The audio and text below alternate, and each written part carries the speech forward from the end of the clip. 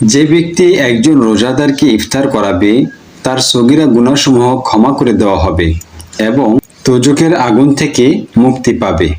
আর সে ওই রোজাদার ব্যক্তির রোজার সমপরিমাণ সওয়াব প্রাপ্ত হবে।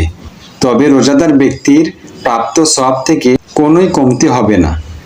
এই কথা শ্রবণের পর সাহাবা একরাম আরজ করলেন, ইয়া রাসূলুল্লাহ সাল্লাল্লাহু আলাইহি ওয়াসাল্লাম, রোজাদারকে ইফতার করানোর সামর্থ্য আমাদের সকলের তো নেই।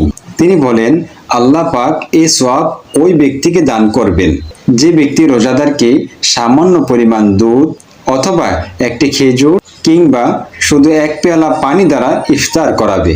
আর যে ব্যক্তি কোনো রোজাদারকে তৃপ্তি সহকারে খাওয়াবে, আল্লাহ পাক কিয়ামতে তাকে আমার হাউজে কাউসার থেকে এমন শরবত পান করাবেন যে সে বেহেশতে প্রবেশ করা পর্যন্ত পিপাসার্ত হবেন না।